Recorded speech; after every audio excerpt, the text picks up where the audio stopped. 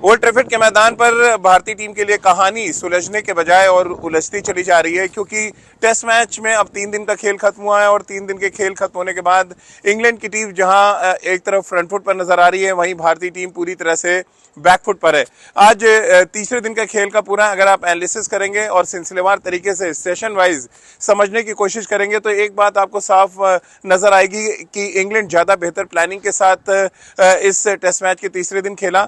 उन्होंने 300 से ज्यादा रन भी जोड़े, सिर्फ 5 विकेट उनके गिरे और उनके जो सबसे अनुभवी खिलाड़ी हैं यानी कि बेन स्टोक्स और डॉसन क्रीज पर हैं और दोनों ही बल्लेबाज तेजी के साथ रन बनाने का मादा रखते हैं। यानी कि इंग्लैंड की कोशिश यही रहेगी कि किसी भी तरह से इस लीड को 250 के आसपास तक ले जाया जाए और इस टेस्ट मैच में एक बार बल्लेबाजी की जाए।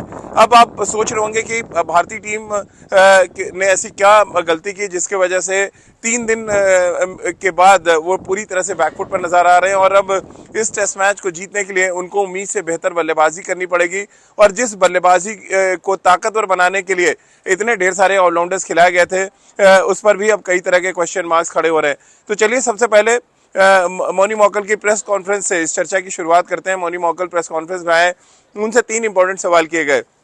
जो पहला इंपॉर्टेंट सवाल था वो ये था कि इतने ढेर सारे ऑलराउंडर्स खिलाने की बजाय अगर आप एक मैच विनर खिलाते, एक ऐसा गेंदबाज खिलाते जो इस तरह के ड्राई विकेट पर बल्लेबाजों को आउट करने में सक्षम रहता तो शायद ज़्यादा बेहतर होता। तो उनका ही कहना था कि ये भी एक विकल्प हो सकता है, लेकिन क्योंकि ये टीम मैनेजमेंट का डिसीजन है और टीम मैनेजमेंट ये चाहता था कि बैटिंग में जो है टेल है वो बहुत लंबी ना हो, इस वजह से लगातार ये फैसले लिए गए। लेकिन मुझे आश्चर्य होता है, मैं ऑस्ट्रेलिया दौरे से लगातार कवर कर रहा हूँ, जब भी आप कवर देते हैं बल्लेबाजों को, यानी जो काम टॉप 6 बल्लेबाज आपके नहीं करेंगे वो फिर 7 और 8 और 9 नंबर के बल्लेबाज क्या करेंगे, ये हमेशा मेरा सवाल रहता है। और टेस्ट क्रिकेट क्योंकि प्योर क्रिकेट है, यहाँ पे आपको स्पेशलिस्ट खिलाड़ी चाहिए और ऐसे में अगर आप उन गेंदबाजों को ज़्यादा तवज्जो देंगे जो बल्लेबाजी कर लेते हैं, हालांकि इसमें हम सबको कोई परेशानी नहीं है कि आप वाशिंगटन सुंदर को खिला रहे हैं, उन्होंने 2 विकेटें भी निकाली हैं आज, लेकिन क्या इस विकेट पे शार्दुल ठाकुर की जगह कुलदीप यादव बहुत इफेक्टिव नहीं हो सकते थे? क्या इतना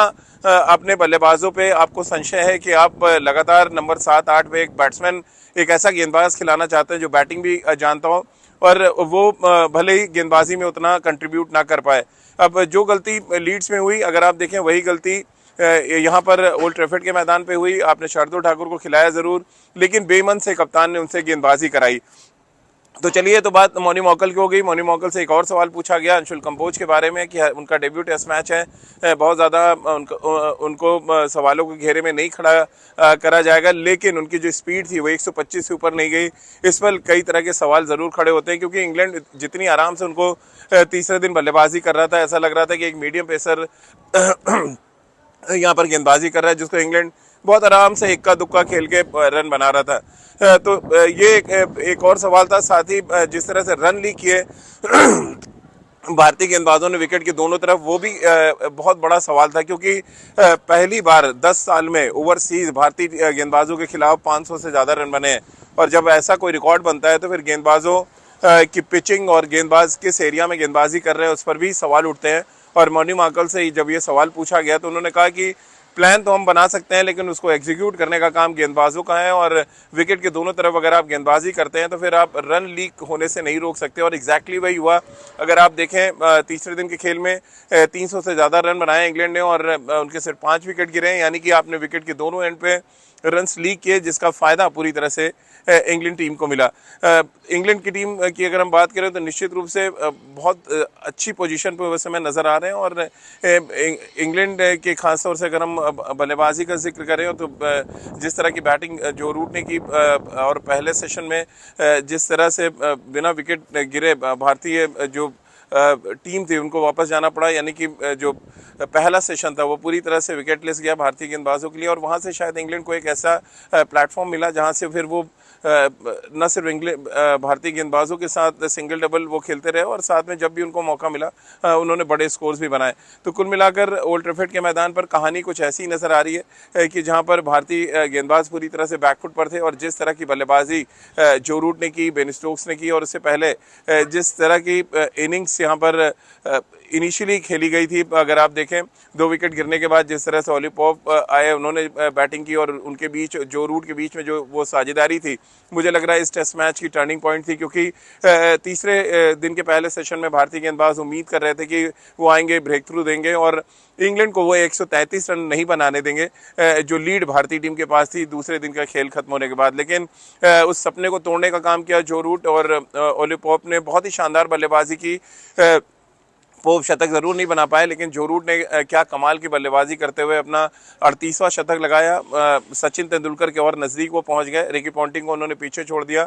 पूरे दर्शकों ने खड़ा होकर उनका अभिवादन किया, क्योंकि ये रिकॉर्ड इतनी आसानी से बनता नहीं है। इससे पहले 2012 में रिकी पॉन्टिंग सचिन के बाद दूसरे नंबर के बल्लेबाज बने थे, लेकिन उसके बाद से आप देखिए 13 साल लग गए किसी और बैट्समैन को जो रिकी पॉन्टिंग को पीछे छोड़ने में।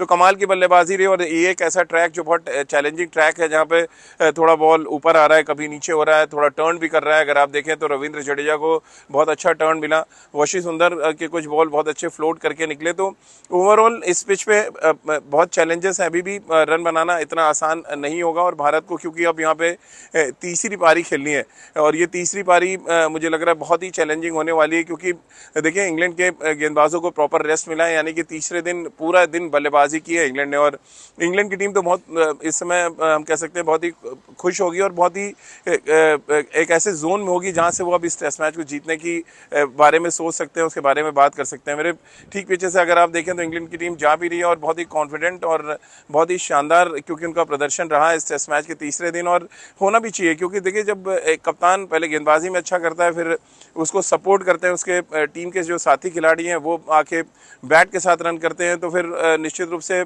बहुत ही सेटिस्फाइंग डे रहा अगर हम बात इंग्लैंड की टीम की करें। और अब बॉडी लैंग्वेज अगर आप देखेंगे तो उससे अंदाज़ा आपको लग जाएगा, जो मेरे ठीक पीछे खिलाड़ी जा रहे हैं, कि वो कितने कॉन्फिडेंट हैं इस टेस्ट मैच को अब जीतने के लिए। क्योंकि यहाँ से देखिए अब 2 रिजल्ट जो पॉसिबल नज़र आ रहे हैं वो ये हैं, या तो भारत इस टेस्ट मैच को हारेगा या इस टेस्ट मैच को ड्रॉ करने के लिए उनको बहुत बढ़िया बल्लेबाजी करनी पड़ेगी और इतना लंबी बैटिंग करनी पड़ेगी कि इंग्लैंड को चौथी पारी खेलने के लिए यहाँ पे बुलाएं, जो शायद यहाँ की परिस्थिति और पिच को देखते हुए उतना आसान लग नहीं रहा है। तो कुल मिलाकर एक बात तो बिल्कुल साफ है कि इस टेस्ट मैच की ड्राइविंग सीट पे इंग्लैंड की टीम इस समय बैठ चुकी है।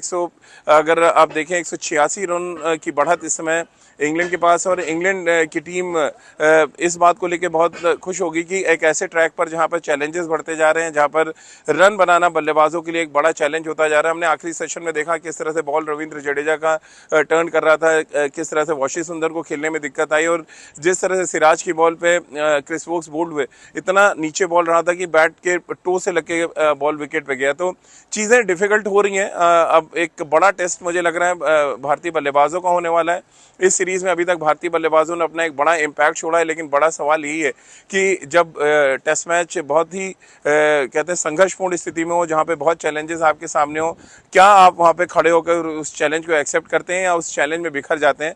ये अपने आप में एक बड़ा सवाल होने वाला है इस टेस्ट मैच में, मुझे लग रहा है, जिसका जवाब भारतीय टीम मैनेजमेंट को ढूंढना पड़ेगा। क्योंकि देखिए अब इस टेस्ट मैच में जो तीनों सेशन हुए, अगर आप देखें, पहला सेशन इंग्लैंड ने जीता क्योंकि कोई विकेट नहीं गिरा।